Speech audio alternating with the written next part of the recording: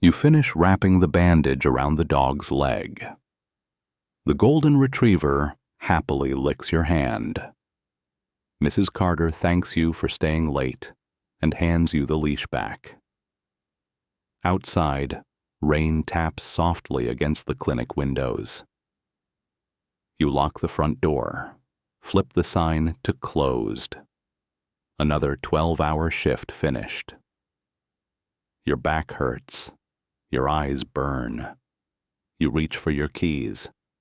Then, bang! A fist slams against the glass door. You look up. A man stands outside in the rain, soaked, breathing hard. But he's not alone. Someone is hanging over his shoulder. A body. The injured man's arm dangles uselessly. His other hand presses a towel against his stomach. The towel is red. Too red. Blood drips down to the sidewalk and mixes with rainwater. You shake your head and point down the street. The hospital is only 4 blocks away. You're not a human doctor. You treat dogs, cats, rabbits. You give vaccines. You trim claws. You remove ticks. The man outside slowly pulls a pistol from his jacket. He taps it against the glass. You unlock the door. They stumble inside. Mud spreads across the floor. Water pools by the entrance. Blood trails behind them all the way to the exam table.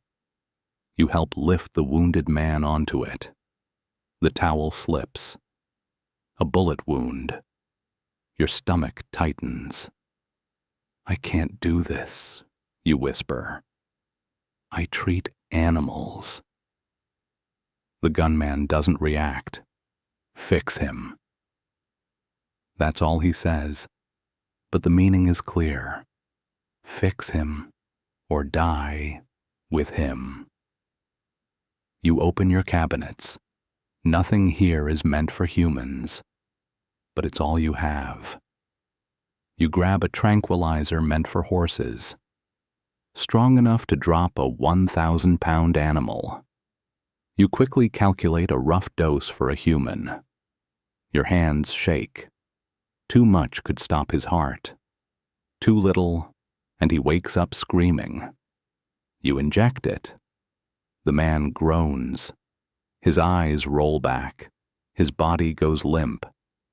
You have maybe 20 minutes. You work fast, clean the wound, find the bullet damage. Your tools were meant for dogs the size of wolves. But tonight, they're saving a man. You stitch the wound closed with thick blue surgical thread used for Great Danes.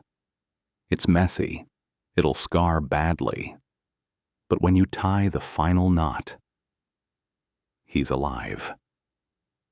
The gunman finally moves. He tosses an envelope onto the patient's chest. "Keep quiet," he says. Then they disappear through the back door. You stand there alone. Your clinic smells like disinfectant and iron. You open the envelope. Inside, $5,000. Cash. You stare at it for a long time. You should call the police. You should report everything. But the clinic is barely surviving. Rent is late. Bills are stacked on your desk. Your daughter's college tuition notice sits on the kitchen counter with a red past due stamp. And the man with the gun. He looked like someone who remembers faces. So you mop the blood, throw away the towels, and hide the money behind old tax documents. You tell yourself, just this once. 3 nights later, your phone rings at 2 a.m. Unknown number. "The vet who works late?" a voice asks. You stay silent. "I heard you're good." You already know what's coming. A friend of mine needs help. Double the pay. You should hang up. You should call the police. Instead, you give them the address. The next patient is a woman, badly injured. You stitch her wound carefully. 47 stitches, perfect line. When they leave, you open the envelope, $10,000. After that, word spreads. You don't know how, but people start coming. You keep the back door unlocked on Tuesdays and Thursdays.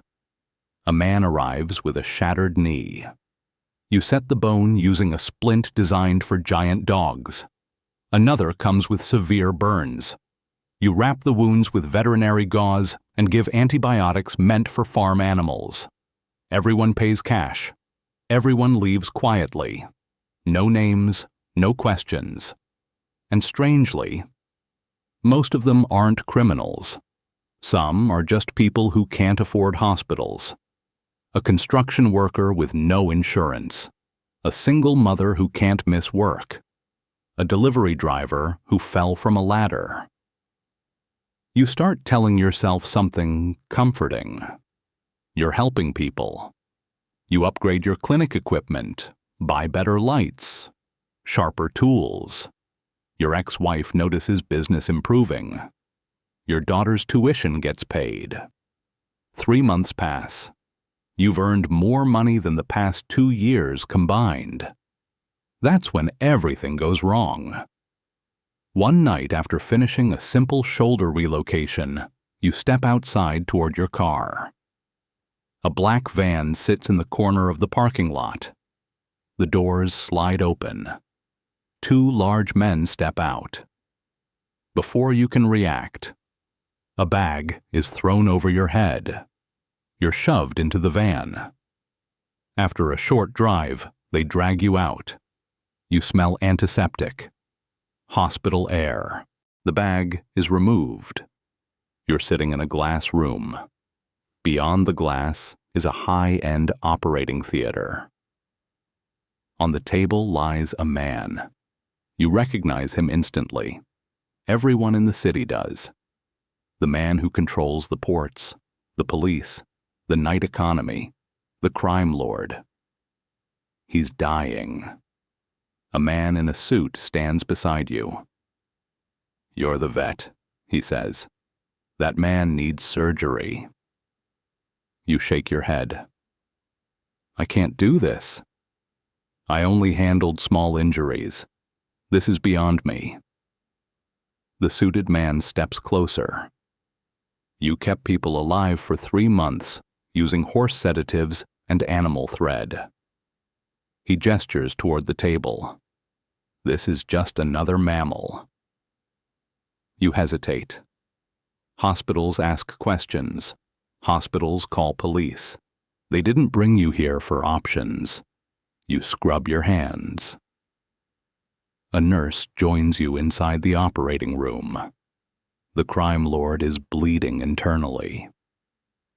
You've seen this before. Dogs hit by cars, cats falling from buildings. Same problem, same solution. But as you prepare the incision, you pause. This man has destroyed countless lives. Businesses burned, people disappeared, families ruined. You could simply wait. Let him die. Call it a complication. No one could prove otherwise. But then you think of your daughter, her laugh, her future. You begin. 2 hours pass in silence. Sweat drips down your face. Your back aches, but your hands stay steady. Finally, you stitch the final knot. The crime lord survives. The suited man nods. Impressive. You remove your gloves. "I want to go home," you say. He presses a button. The glass walls turn opaque. The door locks. You spin around. What's happening? Behind you. The crime lord opens his eyes. He smiles faintly. You saved my life. You nod nervously. So, let me leave. He shakes his head. A talent like yours, wasted on pets. He points to the corner of the room. There's a bed, a desk, medical textbooks stacked neatly. I've been searching for someone like you, he says. Calm under pressure, creative, quiet. You feel your chest tighten. I have a daughter. She needs me. He shrugs. She'll be taken care of. Better schools, better life. You won't even be missed. You pound on the glass door. No one answers. The suited man's voice echoes through the speakers. Get some rest. You start tomorrow. You look at the locked room, the operating table, the man you saved. Then you remember the first night, the gun tapping on your clinic window, the envelope full of cash. You thought you had a choice.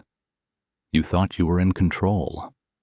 But the truth is, you spent your life saving animals, and now you've become one. Hospital heir.